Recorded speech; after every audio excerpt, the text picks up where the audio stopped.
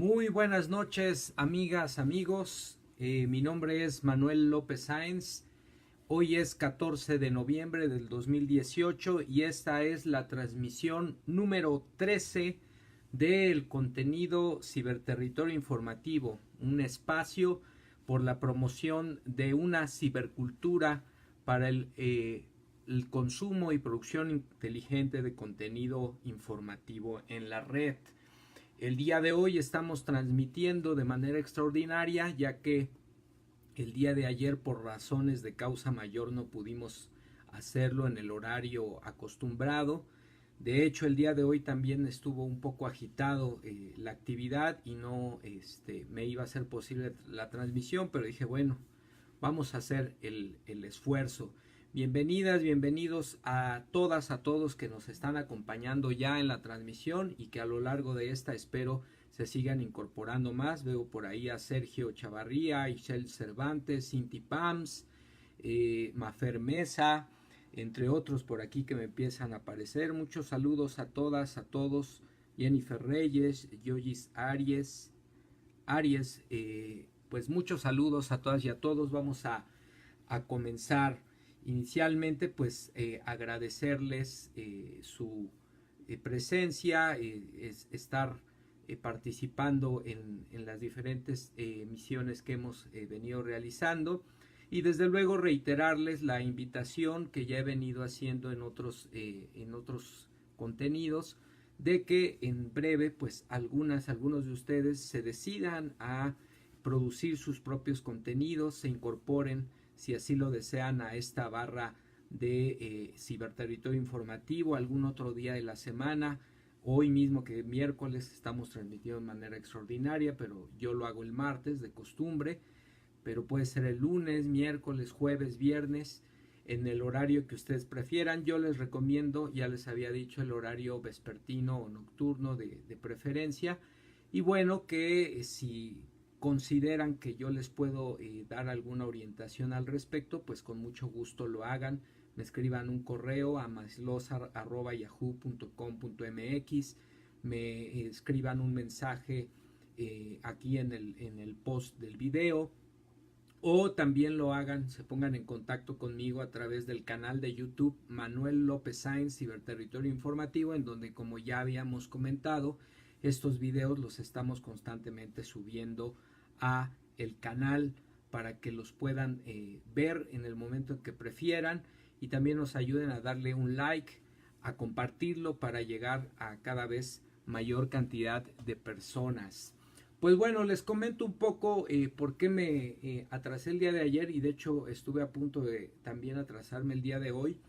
Quiero iniciar la transmisión con este mensaje.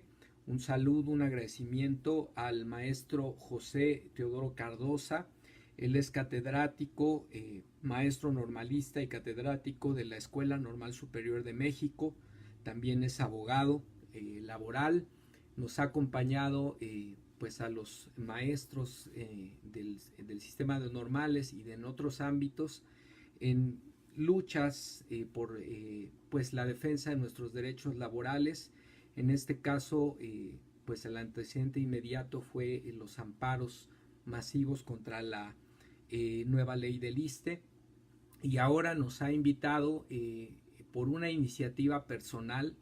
Él inició una demanda para recuperar el descuento indebido de impuestos en el aguinaldo. En este caso, desde hace 4 años aproximadamente, un poquito más, hemos tenido noticia de que a los trabajadores al servicio del Estado se nos está incorporando el concepto ISR en el talón del aguinaldo, cuando por ley se establece que esta prestación no debe de ser grabada de ningún impuesto. Entonces él nos invitó, porque está impulsando esta demanda, para pedir la devolución de este descuento indebido, que pues tiene evidentemente un impacto directo en nuestros bolsillos, pero que además sospechosamente justo ahora que termina el sexenio se impulsa o se nos hace un pago completo y del aguinaldo, y lo que vemos es que hay un descuento importante del ISR. Esto pues presumiblemente tendría que ver con que el gobierno saliente pretende llevarse una buena tajada de nuestro dinero para pues hacerse de un fondo de ahorro, de retiro, entre comillas, lo diría yo. Platicábamos con el maestro Cardosa haciendo un cálculo aproximado. Somos 1.800.000 trabajadores de la educación en este caso. Si en promedio, porque a algunos se les descuenta más, otros menos, pero si en promedio a cada trabajador se le descontara 10,000 pesos por concepto de ICR sobre su aguinaldo, estamos hablando de una cifra de 18,000 millones de pesos. Ese dinero no sabemos a dónde va, además de que se nos está descontando indebidamente. Entonces, pues estuvimos por allá en la Escuela Normal Superior de México, llevamos los documentos de algunos de nuestros compañeros que se interesaron en la iniciativa, y pues estamos sumándonos a este trabajo solidario del maestro Cardosa, porque él podría haber hecho su demanda solo, y sin embargo nos invita a quienes querramos estar interesados. No está cobrando un solo peso por este procedimiento, entonces pues vale la pena el esfuerzo. Todavía van a estar recibiendo documentación. El día de hoy lo hicieron, mañana y hasta el viernes me comentan. Ustedes pueden consultar la información a quienes les interese en la página de Facebook Abogado de Trabajadores del maestro José Cardosa. Lo que nos aparece en el último de los comunicados es: a quienes deseen incorporarse a la demanda laboral para recuperar el descuento ilegal a nuestro aguinaldo, se estará informando desde hoy, miércoles 7, hasta el viernes 9 de noviembre. ¿Qué se requiere? Originales de talón de pago del aguinaldo actual, y todavía en el caso del 2017 también se puede hacer la reclamación. Debe ser impreso desde internet, desde el portal de los talones de pago, copias de la credencial del IFE, firma directa de la carta poder, y debe de acudir personalmente la persona interesada, valga la redundancia. En el caso de las copias, pues son 4 juegos de cada documento, y él está recibiendo personalmente la documentación en la cafetería de la Escuela Normal Superior de México en un horario de 4 a 6 de la tarde. Lo estará haciendo, repito, todavía mañana y hasta el viernes, para quienes estén interesados o puedan acceder al portal de Facebook del maestro Abogado de Trabajadores José Cardosa, y bueno, pues ahí puedan conocer de la información y participar en esta iniciativa. Yo sí quiero expresar esto ya para cerrar el comentario. Insisto, el maestro no está cobrando nada por sus servicios.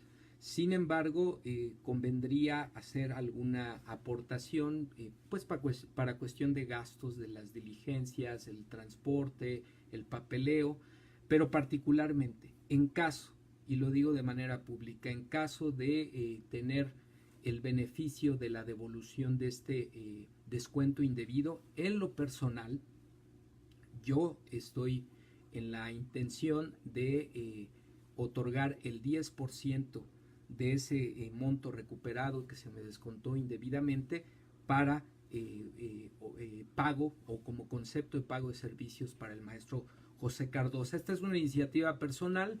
Quien lo quiera hacer, en caso de que estén participando en esta demanda y resulten beneficiados con la devolución de su descuento, pues yo los invitaría desde luego también a hacerlo, porque me parece que es lo mínimo que podemos hacer. Es un gran esfuerzo, es un esfuerzo solidario, y él pues no está pidiendo absolutamente nada, pero pues es una cortesía y una actitud de reciprocidad frente a esta labor noble, altruista y solidaria de nuestro compañero maestro José Cardosa. Pues un saludo, un agradecimiento para él, y bueno, pues ya están informados todos los trabajadores al servicio del Estado del apartado B, el cual entre ellos nos encontramos los maestros de los distintos niveles educativos, pues revisemos nuestro talón del aguinaldo, veamos si hay una deducción por impuestos y entonces somos sujetos de participar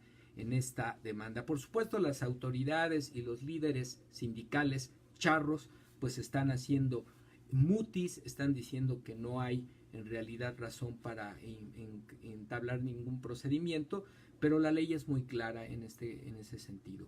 El aguinaldo es libre de impuestos, entonces no hay razón para que estemos siendo objetos de alguna deducción, de algún descuento en esta prestación, en esta gratificación anual de los trabajadores. Bueno, pues ahí está la información y pues le agradecemos nuevamente al maestro José Cardosa. Por otro lado, pues para iniciar con los contenidos, el día de hoy también querría retomar una nota que me parece de la mayor relevancia, de la mayor importancia para pues este proceso de transición y ya la inminente llegada del próximo presidente de México al poder, la toma de posesión el 1 de diciembre por parte de Andrés Manuel López Obrador. Y bueno, en este caso recupero una nota, un contenido del portal de noticias La Silla Rota, que publica el día de hoy, hace un par de horas. Hace mucho frío hoy en la Ciudad de México, entonces les recomiendo tengan a la mano una bebida caliente, estén bien abrigadas, bien abrigados, porque seguramente va a bajar más la temperatura en la noche. Bueno, les decía yo, recupero esta nota del portal de noticias La Silla Rota, titulada Policías Naval, Militar y Federal integrarán la nueva Guardia Nacional. Y es que hoy por la tarde el presidente electo Andrés Manuel López Obrador y su gabinete, su equipo de seguridad, bueno, quienes estarán en el ámbito de la seguridad nacional, presentaron el plan de seguridad nacional para el próximo sexenio. Se harán las adecuaciones legales y constitucionales, informan los presentadores. Así, nos dice, la Policía Naval, Militar y Federal se integrará en una sola corporación y al mismo tiempo con ello se busca subsanar el vacío legal que afecta la actuación de los militares en las tareas de seguridad pública. Este es un elemento que me parece la mayor relevancia porque esta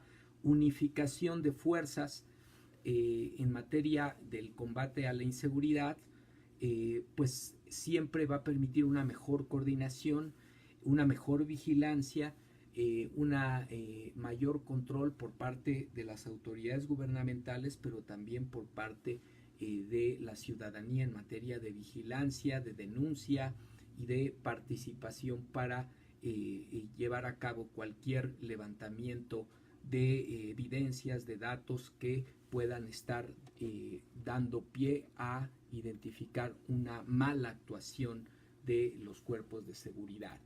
Alfonso Durazo explicó punto a punto en qué consiste la estrategia de seguridad que implementará la nueva administración. Y aquí un elemento que destaca, por supuesto, es que el centro de el combate a la inseguridad tiene un énfasis profundamente social, a diferencia de lo que han sido las administraciones anteriores.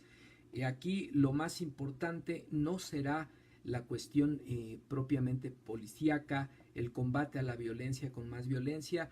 Sí es necesario los cuerpos de seguridad, sí es necesaria la presencia de estos cuerpos de seguridad en las calles, pero lo más importante tiene que ver con la reconstrucción del tejido social, con la generación de oportunidades de estudio para nuestros niños, para nuestros jóvenes, con la generación de fuentes de trabajo bien remuneradas, estables, que permitan que las personas puedan convivir, que puedan trabajar, puedan llevar el sustento a sus casas y puedan en ese sentido tener la vida digna y feliz que todos merecemos o a la que todos tenemos derecho y que lamentablemente a la mayoría de las personas hoy día en nuestro país y a nivel mundial se les niega esta posibilidad.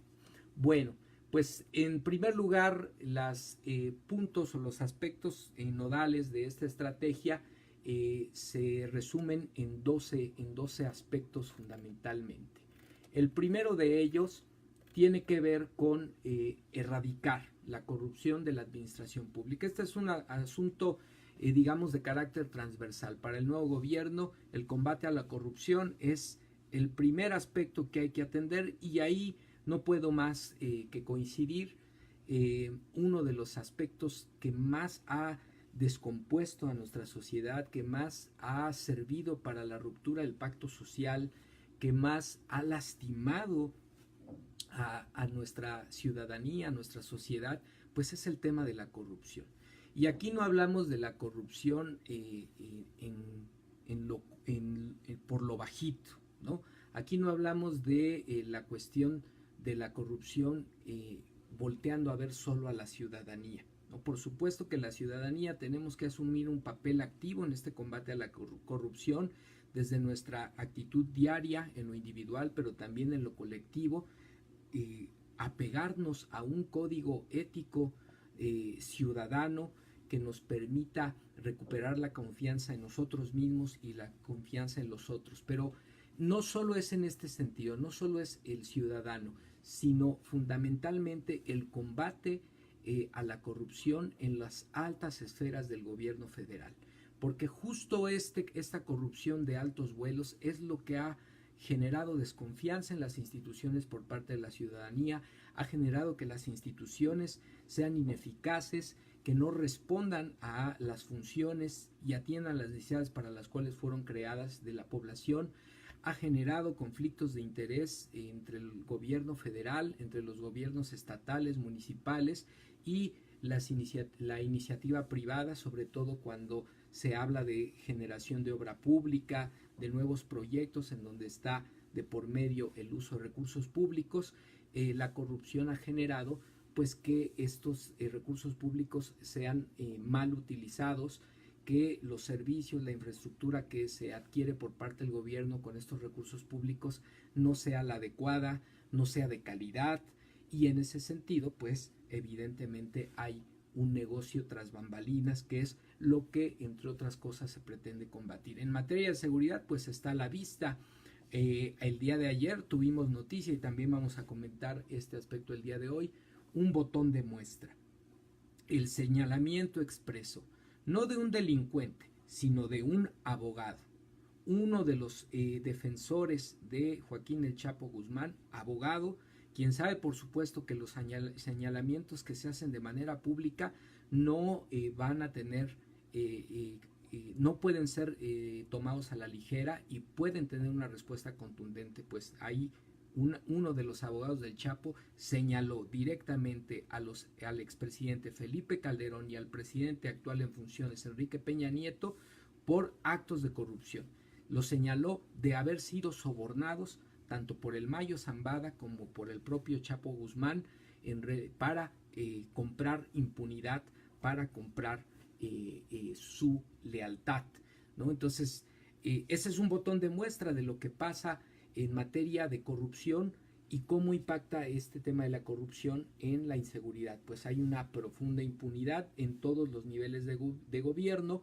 Los delincuentes hacen lo que quieren porque se sienten amparados o protegidos por las autoridades de distintos niveles, y eso es lo que se pretende combatir, entre otros aspectos, con la nueva estrategia. Combate a la corrupción de la administración pública como un eje central del plan de seguridad. Por otro lado, el aspecto que tiene que ver con la reducción de la pobreza, y aquí identificar que no se trata como tramposamente la derecha, incluso en el proceso de la campaña electoral, quiso tergiversar este planteamiento de Andrés Manuel, ¿no?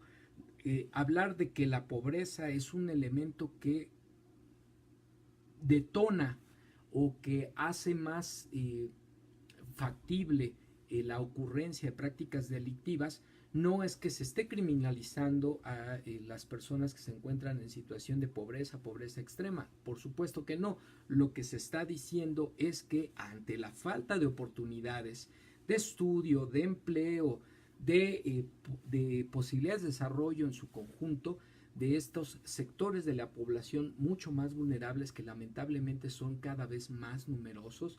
Estamos hablando de poco más de la mitad de la población que está sumida en la pobreza extrema. Pues evidentemente en estas condiciones las oportunidades de desarrollo, de supervivencia para las personas y para sus familias se reducen de manera sustancial, y eso los hace proclives o hace muy probable que el único o alguno de los pocos caminos que les quedan pues son precisamente las actividades delictivas, ¿no? Y en ese sentido es que como parte del plan de seguridad el combate a la pobreza se convierte en un elemento fundamental para reducir la violencia, para reducir la inseguridad y para evitar que nuestros niños, nuestros jóvenes sean fácilmente cooptados por la delincuencia organizada y opten por el camino de las llamadas conductas antisociales, ¿no? Entonces ahí está el punto número 2. El punto número 3 tiene que ver con el pleno respeto y promoción de los derechos humanos, que dicho sea de paso es una de las tantas deudas, de los tantos pendientes que deja el gobierno saliente de Enrique Peña Nieto. La crisis de violencia social que vivimos en el país le ha pegado de manera directa también a el tema de los derechos humanos, ¿no? El gobierno mexicano está señalado como un gobierno que es totalmente ineficaz en materia de garantizar, de proteger los derechos humanos de todos los habitantes de este querido pero lastimado país. Entonces, este pleno respeto y promoción de los derechos humanos por parte de las autoridades hacia la población y como parte de la política de seguridad pública, pues lo que nos permite es identificar que hay una vena social, una sensibilidad, una capacidad empática importante del nuevo gobierno hacia las necesidades de la población, hacia sus problemáticas y hacia una de las preocupaciones fundamentales de la ciudadanía, que es el tema de la seguridad. La regeneración ética de la sociedad, que aquí sí tenemos definitivamente, como comentábamos en el primer punto, hay que entrarle todos. Y aquí sí nos toca desde nuestro actuar cotidiano, en lo individual, desde la relación en la familia, desde la relación en nuestra colonia, en nuestra comunidad, en nuestra escuela, en nuestro centro de trabajo, la observación de un comportamiento que promueva como eje de nuestro actuar y de nuestra interacción y comunicación cotidiana con los otros, valores fundamentales como el respeto, la tolerancia, la solidaridad, la honestidad y por supuesto la empatía, ¿no? Como elementos fundamentales entre muchos otros que nos permitan el resurgimiento, la regeneración del pacto social, de la convivencia entre las personas, como un elemento que nos permite a su vez recuperar la confianza, recuperar la armonía, recuperar el sentido de pertenencia que muchas veces se ha perdido y sobre todo identificar que somos nosotros en conjunto, en colaboración, en comunidad, quienes podemos sacar adelante a nuestro país, con ayuda por supuesto de las autoridades, pero fundamentalmente con la participación activa de la ciudadanía.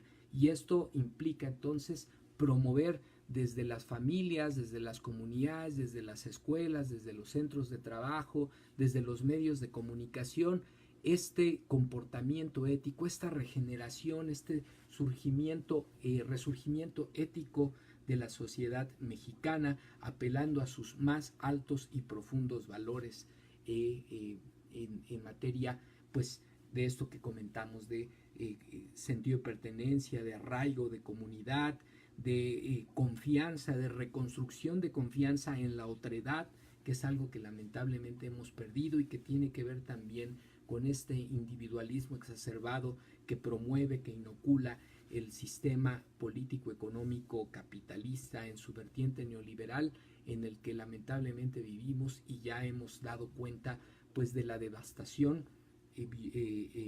natural, ecológica, del propio individuo, de las sociedades y de sus propios recursos, ¿no? Entonces, hacia allá tenemos que ir, hacia lo más profundo de nuestro ser en lo individual, pero también en lo colectivo, para regenerarnos conjuntamente y caminar hacia la reconstrucción de nuestra sociedad y a una convivencia mucho más armónica, mucho más pacífica, tolerante, incluyente entre las personas. Bueno, pues ahí está este aspecto. Otro de los aspectos tiene que ver con la reformulación del combate a las drogas. Se ha hablado mucho en estos días el tema pues de la legalización de algunas drogas.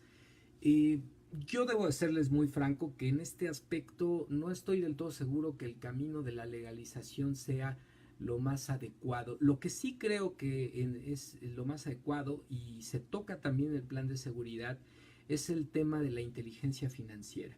Al final, el narcotráfico es una actividad que genera grandes ganancias porque es un buen negocio, tanto para los delincuentes como para las autoridades gubernamentales de distintos niveles dentro y fuera de nuestro país, eh, quienes tienen en este negocio un flujo de capital exorbitante, y entonces el control financiero, el control del movimiento del dinero, la confiscación de bienes, es lo que me parece uno de los aspectos más importantes a poner en el centro en materia del combate a la delincuencia organizada, particularmente el narcotráfico. La cuestión de la legalización de las drogas, pues no estoy del todo seguro, porque tenemos, por ejemplo, en el caso de las llamadas drogas legales, el tabaco, el alcohol, pues tenemos fuertes problemas de salud en nuestra población, niños, jóvenes, y esto pues es muy costoso también para el sistema de salud, es muy doloroso para las familias que están alrededor de las personas que están sumidos en alguna adicción. No sé qué tan preparados, por supuesto pasa por el tema educativo, por el tema del diálogo en la familia, del diálogo en las escuelas, de la pues educación en valores, de modelar otras alternativas de desarrollo a los niños, a los jóvenes.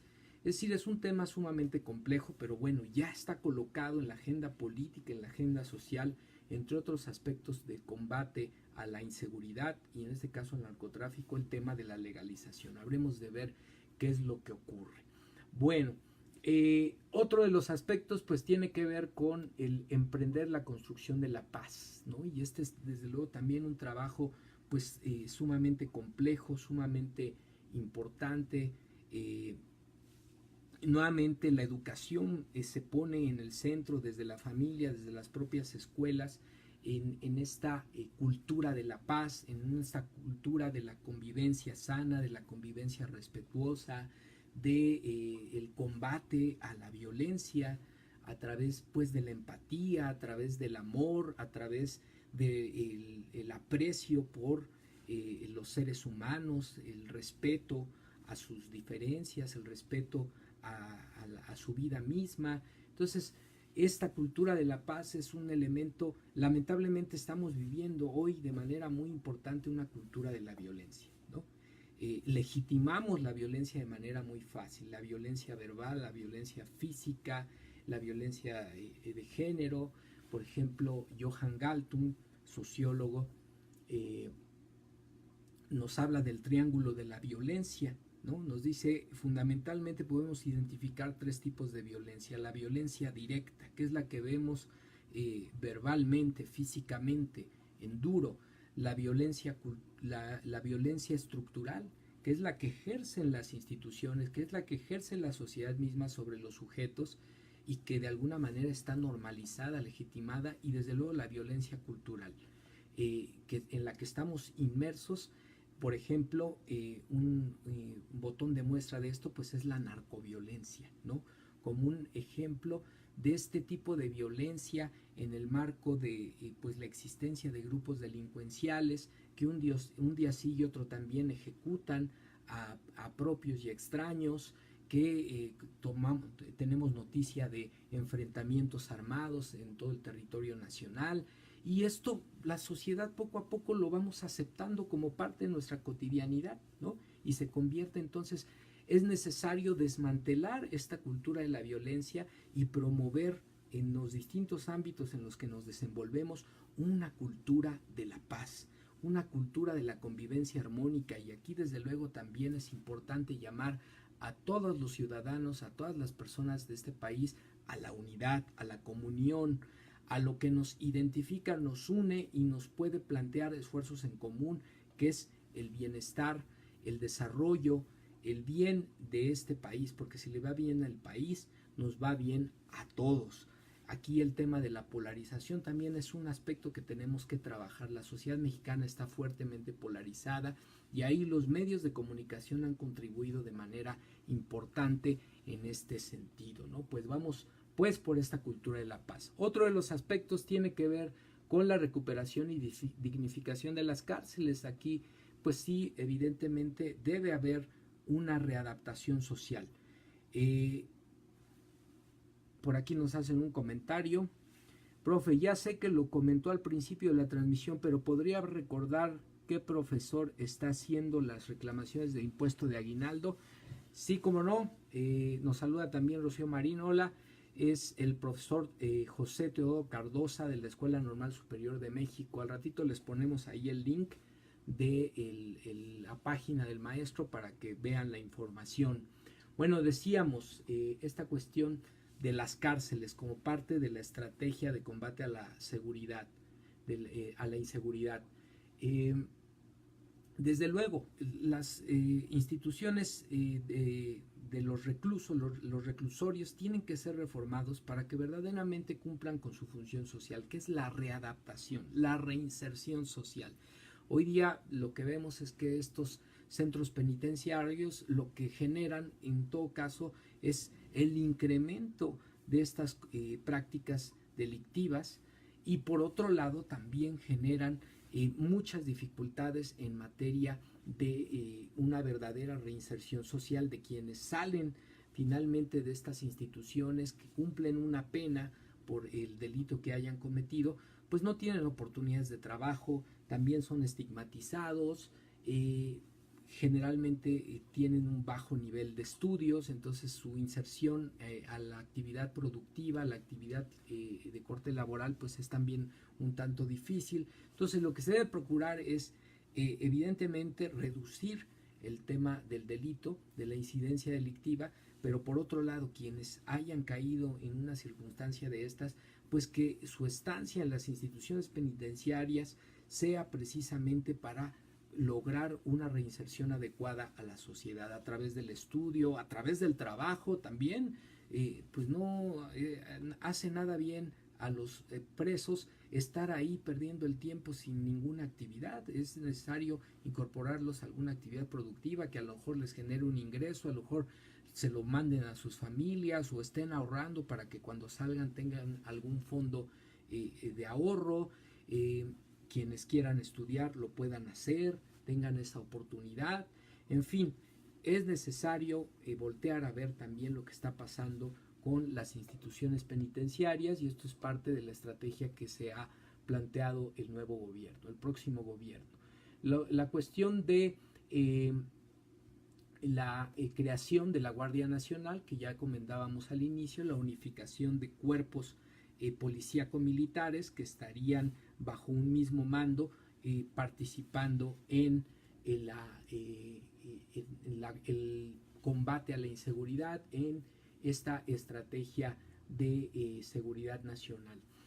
Por otro lado, la adecuación del gabinete de seguridad. Aquí lo que se busca es garantizar la adecuación y perseverancia de todos los cuerpos del país, por lo que se observarán, dice el comunicado, los protocolos de uso de la fuerza a fin de asegurar el respeto. Este es un aspecto muy importante a los derechos humanos.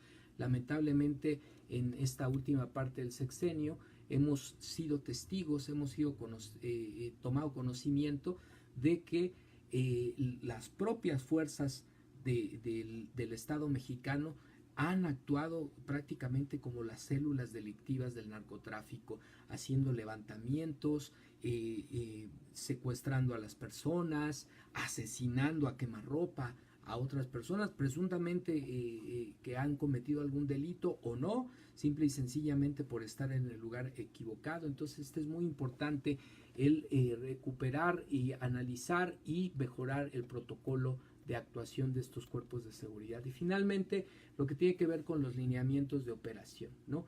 se plantea que la Sedena, la Secretaría de la Defensa Nacional, asuma el mando operativo de esta Guardia Nacional, que el eje estratégico sea propiamente la prevención, decíamos, del delito y por otro lado la participación activa de la ciudadanía, la unidad de inteligencia financiera, que este es el aspecto que comentaba yo en la cuestión de el combate al narcotráfico, debe ser el aspecto fundamental, ahí yo le daría la mayor relevancia, y el perfeccionamiento de las figuras de extinción de dominio y abandono de bienes. Los bienes decomisados del crimen organizado se tendrían que destinar a la atención de las víctimas y a mejorar las condiciones de los integrantes de los cuerpos de seguridad, que este es otro aspecto. Muchas veces se nos habla de grandes operativos, de uso de armamento, de creación de nuevas corporaciones, pero cuando se logra atrapar a algún delincuente,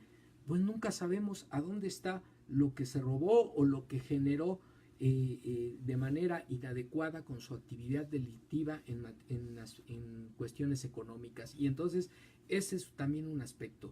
El que roba, el que delinque y genera ingresos de esa actividad delictiva, tiene que ser no solo condenado, tiene que ser no solo encarcelado, sino también y fundamentalmente sus bienes tienen que ser incautados y puestos al servicio de la sociedad para la reparación del daño a las víctimas o para el uso de esos recursos en materia de atención a las necesidades de la población. Si la sociedad ha sido agraviada por la actividad delictiva, pues es justo que por lo menos en materia económica, además de la condena penal, pues haya una reparación del daño a esa sociedad que fue agraviada. Pues así la nota, así entonces esta presentación el día de hoy por la tarde del plan de seguridad por parte del próximo gobierno. Y bueno, vamos ahora a la siguiente nota, amigas, amigos. Nos extendimos un poco aquí, pero desde luego era por demás importante. Nos dice Sergio Chavarría, hoy las cárceles son el posgrado delincuencial. Dice, también hay múltiples violaciones a los derechos humanos, que ese también es otro aspecto. Dentro y fuera de las instituciones penitenciarias hay una crisis terrible en materia de respeto, de procuración de los derechos humanos. Bueno, pues ahí está. Ahora, amigas, amigos, vamos a comentar esta nota que salió el día de ayer en el portal de noticias Sin Embargo, titulada La defensa de El Chapo dice que el cártel de Sinaloa pagó a EPN y Calderón millones en sobornos. Dice la nota firmada por la redacción del portal de noticias Sin Embargo el día de ayer, el cártel de Sinaloa habría pagado sobornos millonarios a Enrique Peña Nieto y Felipe Calderón Hinojosa, señaló hoy Jeffrey Lichman. Bueno, el día de ayer el abogado de Joaquín Archibaldo Guzmán Loera. Y aquí miren, amigos, esta nota es por demás importante. Por un lado, no hay que dejar de lado el hecho de que los principales medios masivos de comunicación, hablando de las televisoras, el radio y algunos sectores de la prensa escrita, han decidido voltear hacia otro lado frente a una noticia de esta envergadura. Es decir, tienen la consigna, ya sea desde el propio gobierno federal o desde sus propios intereses involucrados, de invisibilizar esta nota, de hacerla pasar desapercibida. Le han dado mucho énfasis a otros acontecimientos, sobre todo a los desplantes, a las payasadas de la derecha política de este país y de algunos sectores de la sociedad mexicana. Yo diría que desde luego que tienen el derecho a participar, que tienen el derecho a expresar su punto de vista, pero lo que no puede ser posible es que sean sujetos de una manipulación tan aberrante como fue de lo que fuimos testigos el día domingo, la llamada marcha en contra en contra de la consulta, ¿no? A favor del aeropuerto.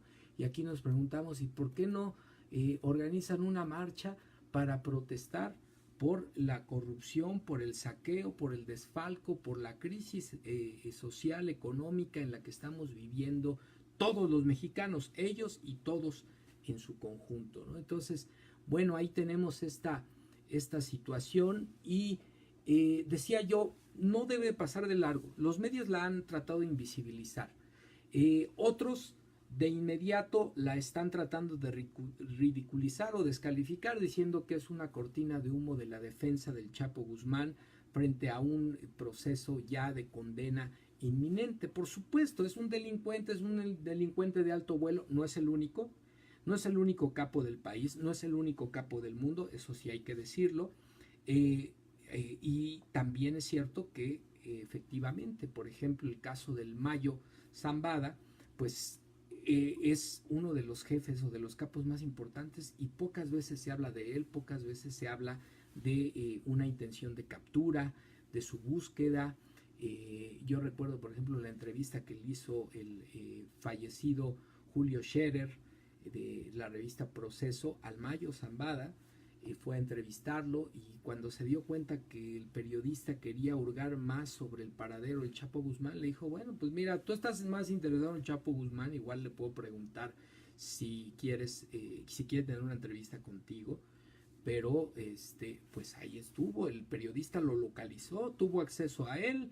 ¿Cómo es posible que el gobierno mexicano no haya mostrado la más mínima intención, ni siquiera ahora, de capturarlo, como pudo haberlo hecho, por lo menos en esta intención de pago, de ofrenda, de un trofeo al gobierno de Donald Trump, con la captura o recaptura del Chapo Guzmán y su extradición a los Estados Unidos? Pero decía, es importante no perder de vista este aspecto. Un expresidente de México y un presidente en funciones de México son señalados no por el delincuente, son señalados por el abogado. Una persona que por supuesto es consciente y sabe perfectamente que un señalamiento público de esa envergadura no va a pasar inadvertido y también es probable que sea sujeto de una embestida legal provocando la necesidad de que pruebe sus dichos. Es decir, no es un comentario al aire que además del cual se pueda retractar después, porque precisamente señaló a estos dos personajes como sujetos o haber sido sujetos de sobornos por parte de su cliente, el narcotraficante Joaquín Guzmán Loera.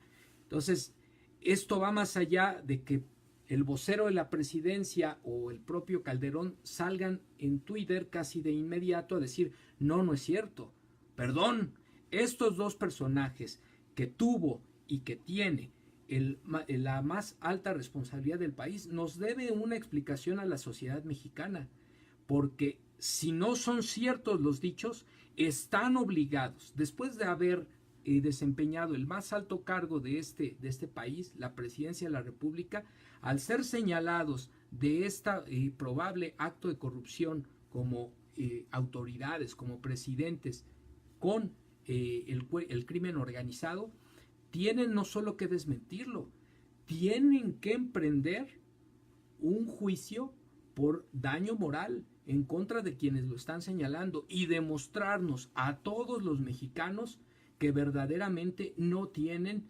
ninguna responsabilidad en esos señalamientos. De lo contrario, ante lo que estamos es ante un cinismo verdaderamente insultante hacia nosotros, hacia la ciudadanía, hacia la sociedad mexicana.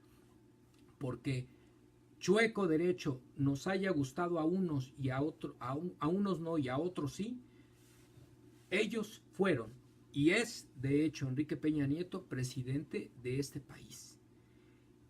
Es un secreto a voces, por lo menos en materia de la voz, el rumor público, el rumor social, que hay un vínculo, que el Estado mexicano está fuertemente vinculado con el crimen organizado. Hay investigaciones periodísticas, investigaciones de organizaciones de la sociedad civil que documentan o que hablan de evidencias claras de este contubernio entre los gobiernos federales de nuestro país y el crimen organizado. Y hoy un abogado en pleno juicio está señalando a estos dos funcionarios como corruptos, como personajes que fueron cooptados por el crimen organizado.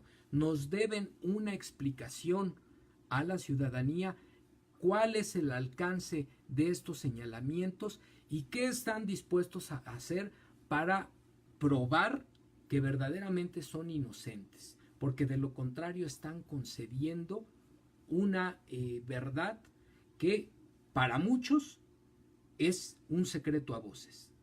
Para muchos estamos desde hace tiempo, y no porque lo diga el abogado del Chapo, estamos de alguna manera convencidos o por lo menos sospechamos de que existe esta relación, este matrimonio entre el gobierno federal y el narcotráfico. Entonces, no perdamos de vista este aspecto. Felipe Calderón y Enrique Peña Nieto nos deben una explicación.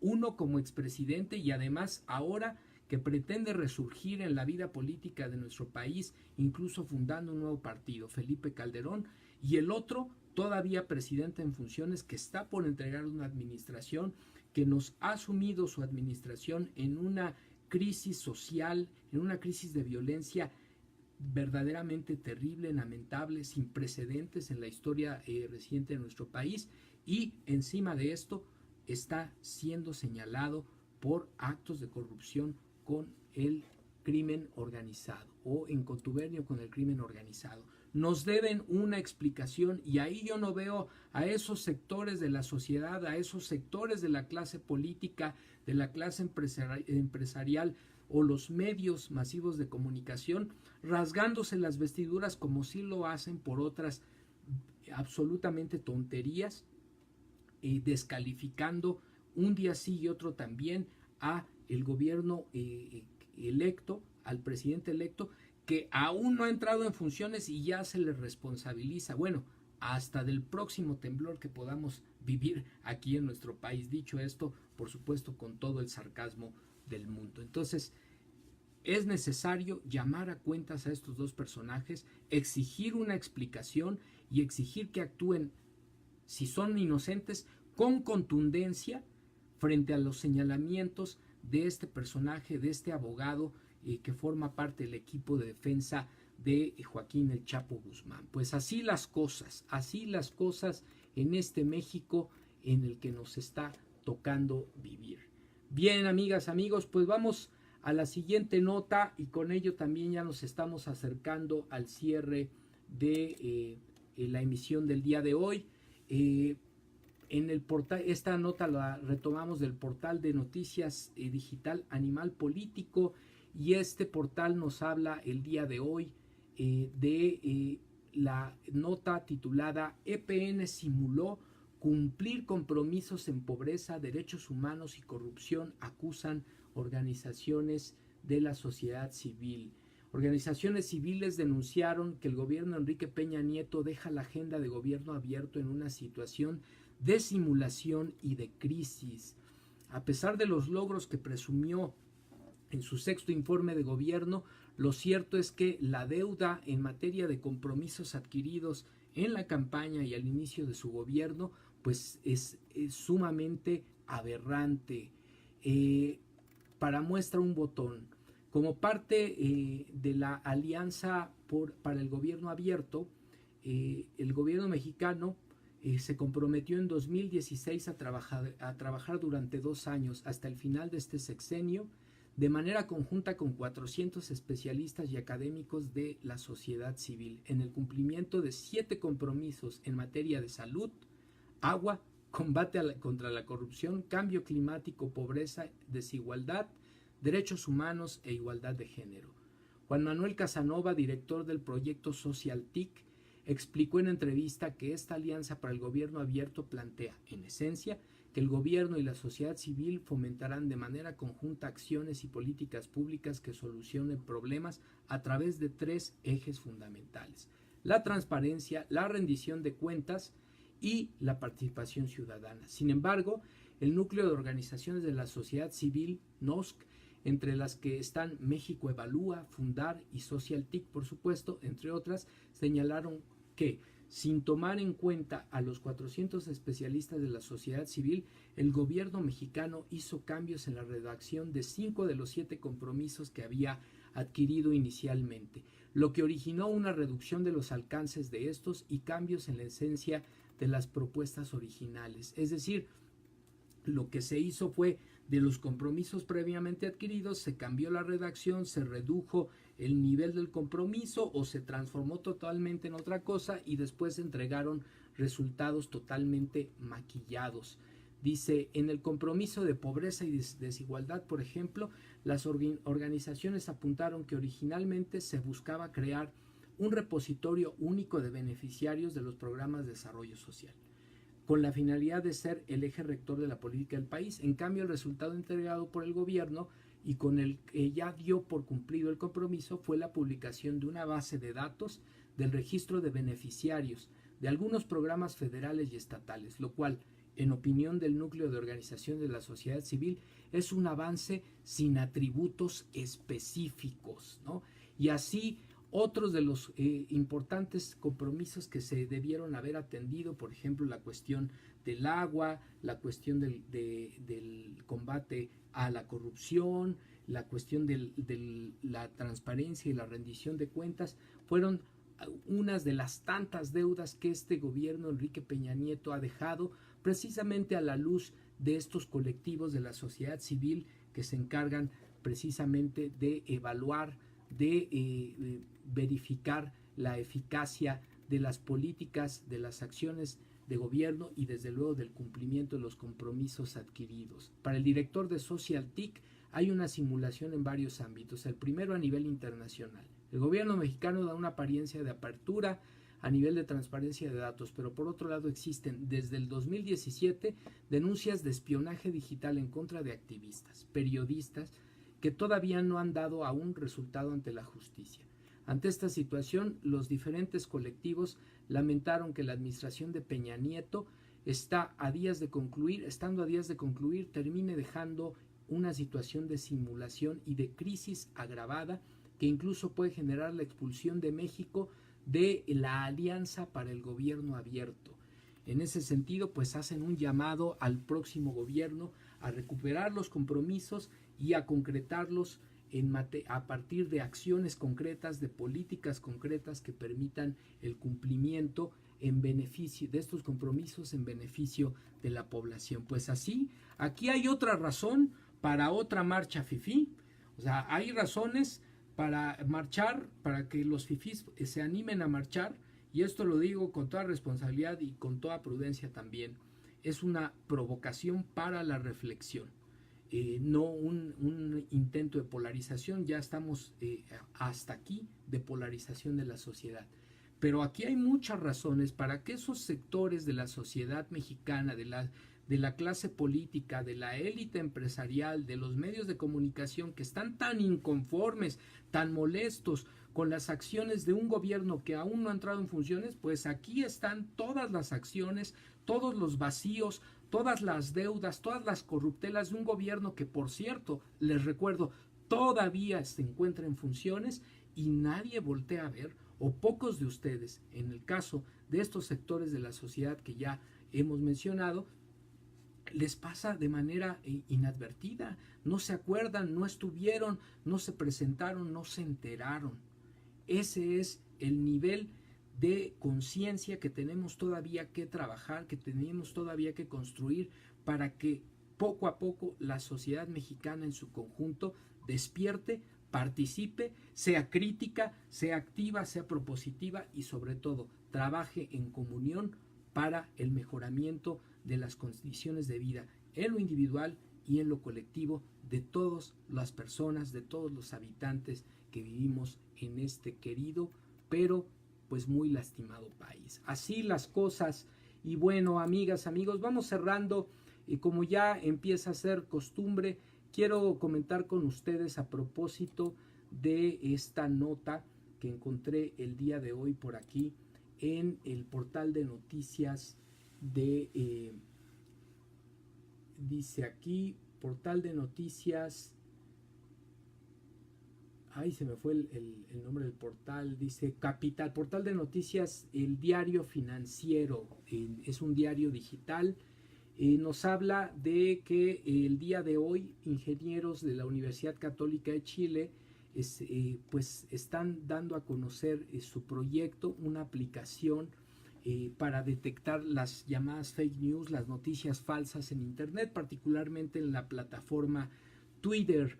Y a propósito de esta aplicación, desde luego hay otras aplicaciones, voy a mencionar algunas que podemos utilizar, que podemos interactuar con ellas para pues utilizarla como un dispositivo de filtrado del contenido al que accedemos en internet. Pero esta aplicación particularmente estaba basada en lo que se conoce como la inteligencia artificial. Les comparto la nota.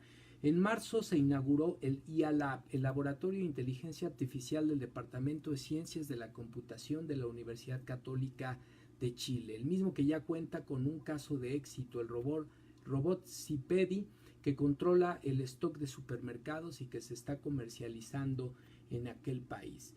Pero particularmente el director de IA Lab, Álvaro Soto, señala que en este contexto se está trabajando en un sistema de inferencia que permita detectar noticias falsas o rumores en Twitter, los llamados fake news.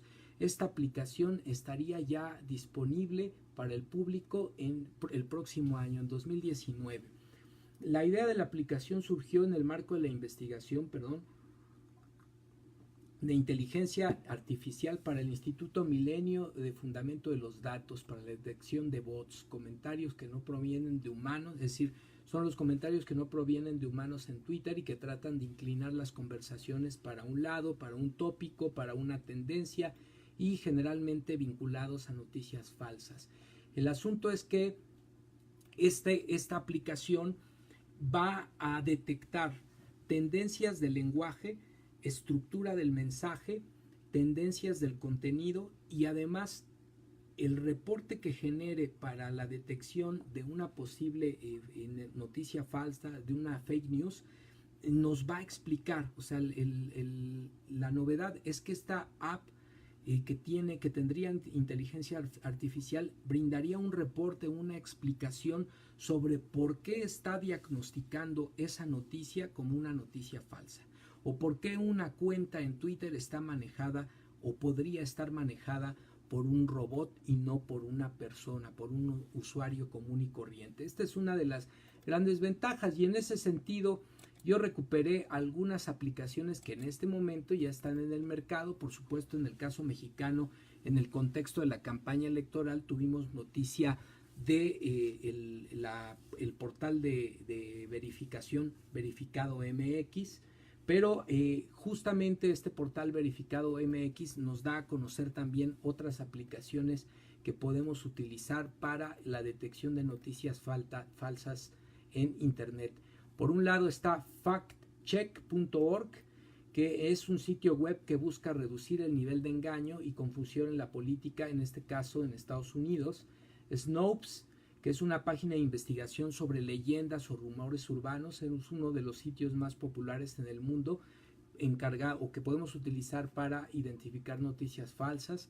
La Buloteca, que es un instrumento que trata de evitar la divulgación de noticias falsas. Stop Bulos, hashtag Stop Bulos, que también tiene un equipo de soporte de operaciones virtuales encargado de alimentar la sección en su sitio web para recopilar noticias falsas que van apareciendo en internet. Oaxi, con H al inicio, que visualiza la transmisión de reclamaciones y comprueba los hechos relacionados en línea. El Casawax, que hace un análisis de bulos, informaciones dudosas o sencillamente falsas. Y bueno, estos son algunos de las aplicaciones, de las herramientas que ya podemos utilizar, además de la que se está anunciando estará ya a disposición de los usuarios el próximo año por parte de la Universidad Católica de Chile. Pues bueno, amigas y amigos, con esto estamos terminando la transmisión del día de hoy y yo les agradezco desde luego mucho su presencia, sus comentarios. Ahorita vamos a dar pie desde luego a mencionar las personas que nos estuvieron acompañando, a sus saludos, recuperar algunas de sus opiniones. Y vamos a cerrar esta emisión con la ya acostumbrada recomendación de lectura, que el día de hoy les quiero recomendar a uno de mis autores de cabecera. Él es Erich Fromm, y este libro que les quiero recomendar es uno de sus libros, quizá no es de los más conocidos, pero este libro fue publicado en 1980, que ha sido reeditado varias veces. Esta última edición se realizó en el año 2011, en el año 2011.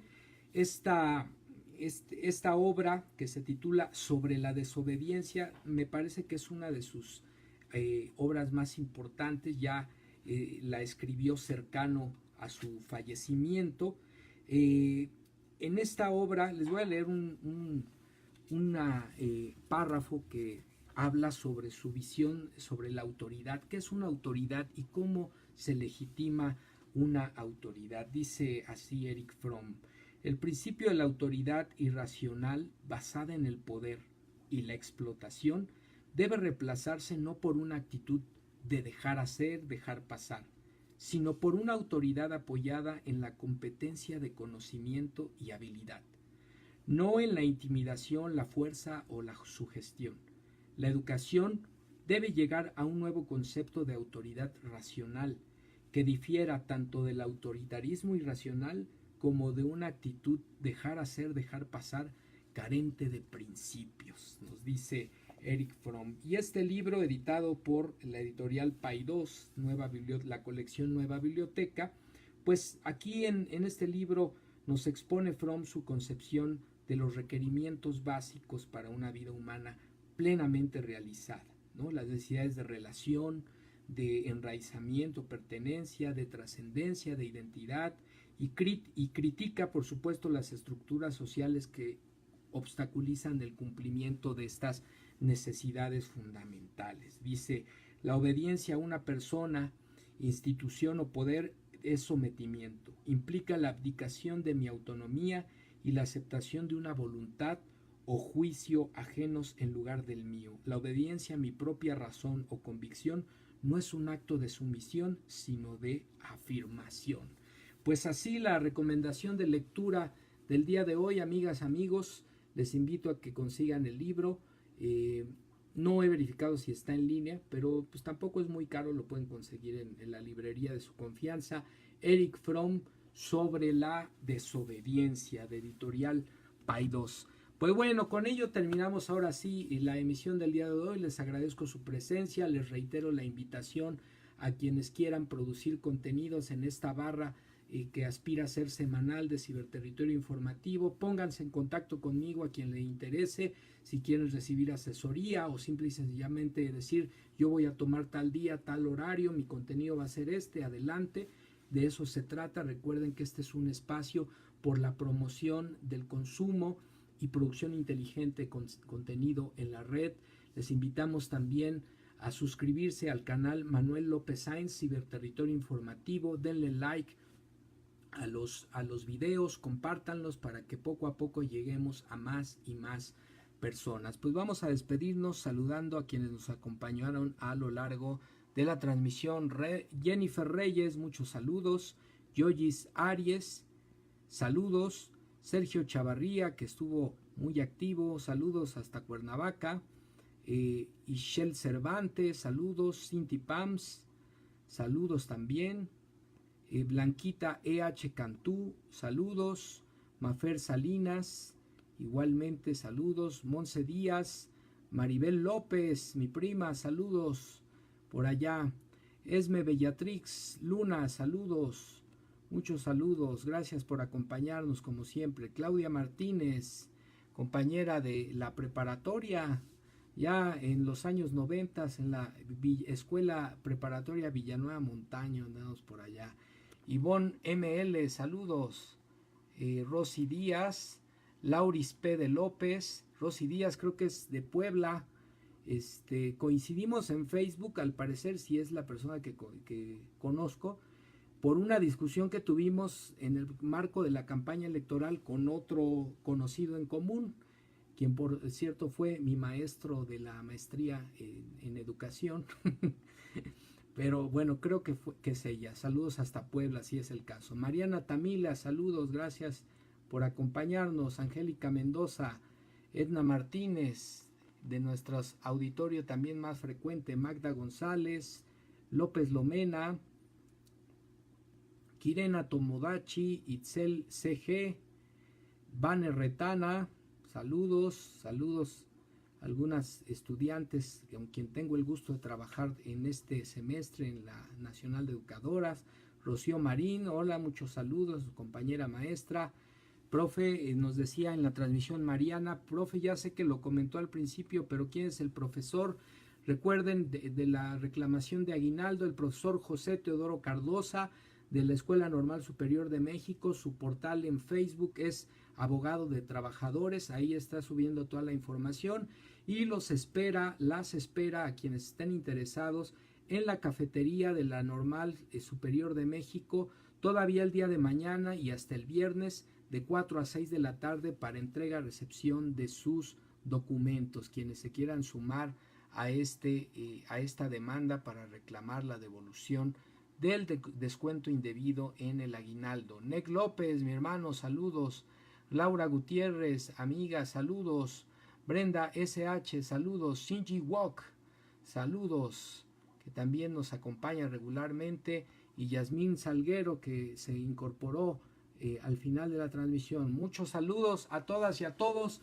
Esto fue Ciberterritorio Informativo en su edición número 13. Hoy, 14 de noviembre de 2018. Mi nombre es Manuel López Sáenz y como siempre les deseo muy buenas noches. Gracias por su presencia. Hasta la próxima.